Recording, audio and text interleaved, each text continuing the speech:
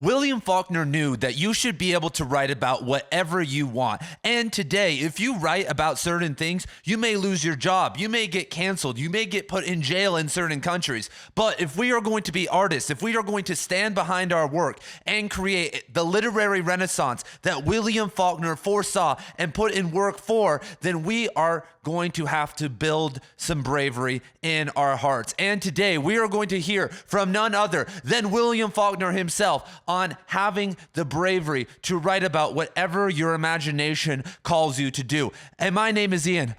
And here on Right Conscious, we talk about William Faulkner. In the playlist down below, you will be shocked by the ever-blossoming library of videos on William Faulkner that are dropping every single week. And not just on his writing, but on his books and on his life. And I'm just getting started with Faulkner, everybody. But hey, enough for me. Let us hear from Faulkner now. There should be no limits to what the writer tries to write about. He has got to tell it in terms that he does know. That is, he can write about what is beyond his experience, but the only terms he does know are within his experience, his observation. But there should be no limits to what he attempts. The higher the aim, the better. If he wants to be a failure, let him be a fine bust, not just a petty little one. And guys, I'm giving you permission. And when the mob comes for you, when you get canceled, you can say, Ian from Right Conscious told me to do it, because I am asking you guys to bring the Kanye, I don't give a fuck energy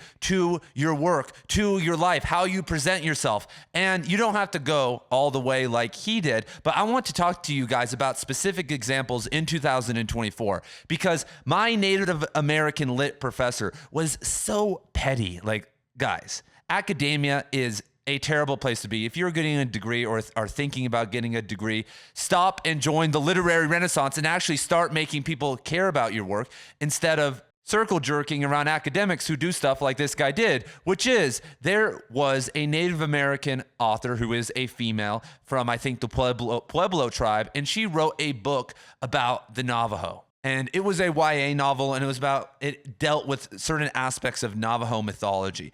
And she didn't go over there and get permission and interview enough people, and she got some things wrong. And so this professor got hundreds of other Native American professors and figures in the literature and art community to sign a letter of solidarity that they would never support or teach any of this lady's books ever again. And she didn't come out and say, I'm voting for Donald Trump. She didn't do anything crazy and say that, like, hey, we needed to pull it together here on these reservations. She didn't say any of that. She just wrote a novel. It wasn't like she was a random white lady acting Native American. She was an Indian. And guys, if we are going to walk into the fire with fiction, then we have to follow our imagination. We cannot be scared of it. If you are called to write negatively or positively about a certain person or group of people, yes, you should do research. Yes, you should do as good of job as you can, but it's fiction. And the lie that downstream of mischaracterizations is violence is one of the more wonky theories ever. And what I love about people who say this is that every single time, they literally are people who worship the state. And the state is run by what? By coercion under the threat of violence and a bunch of dudes on TRT knocking down your door. So this is all just smoke and mirrors that is preventing an actual literary renaissance, because if 50,000 authors around the world were functioning at a high level, transcended publishing houses, and were confident enough to stand behind their work with their personal identity, then we would have an educational and spiritual awakening. And when that happened, we would need less mommy and daddy oversight, not just by the government, but at our jobs and in every single facet of our life. And that would create a transformation that would make the history books. But when we are scared, when we are cowards, when we hide behind pen names because we are worried about our job, our life, my job, my safety. And as my boy Zach says about the literary renaissance, buy a gun, adopt a pit bull, write a book, buy a billboard. And so let's break down what Faulkner said, because he can write about what is beyond his experience. And so, for instance, I'm waiting to get canceled because when I release my novel, it actually features Native American tribes and Native Americans. And so they are going to write a letter of solidarity to me and cancel me just like they did Empire of the Summer Moon a couple weeks ago. And guess what? This is shocking, you guys. I wasn't there in the early 1900s in the Southwest when my novel takes place. It's beyond my experience. And so, like Faulkner says, the only terms that I know are within my experience, my observation. So I'm going to have to do research, but use what I know to create the story. Oh my God, I just described fiction writing. And there should be no limit to what the writer attempts. The higher the aim, the better. The further you move away from the self, the more imagination comes into play. The more you have to tap into, yes, I'm about to say it for all the logic bros out there, the collective unconscious, the universal energy, the thing that has helped manifest 99% of great art all throughout the past. And what's great is, guys, if I do a terrible job, like if I sit and I write about these Native American groups and these Native American people, and it's just like totally off, it's going to be obvious. If I don't put in the work and I miss the mark, guess what? Everyone's going to know that it's bad, and that's just a bad piece of art. I'm not promoting violence. I'm not mischaracterizing people and being racist, and there's not a power imbalance because I'm the white man or you're the whatever on whatever social scale we're talking about. And so if you're going to fail, you might as well take some risks. You might as well go big. And what's crazy about every single job, every single situation, and you can look back at history, is that there will be someone out there who supports you. Yeah, it may be hard. Yeah, you may have to go through a transition, but we live in the golden age of literature. People love to look back at 60 years ago where you could write and send your manuscript off and become famous and go into your hovel. But guys, the reason we are in the situation we are in right now where there are no readers is, you could say a lot of things, but it's because everyone went into the hovel. All the writers didn't do anything except write. It's mind-blowing. How did rap get off the ground? What did they do? They took it to the streets, breakdancing, tours, concerts, many different attempts, many different risk-taking. I mean, in every single album, there are guys who grew up in a suburban house rapping about being a gangster.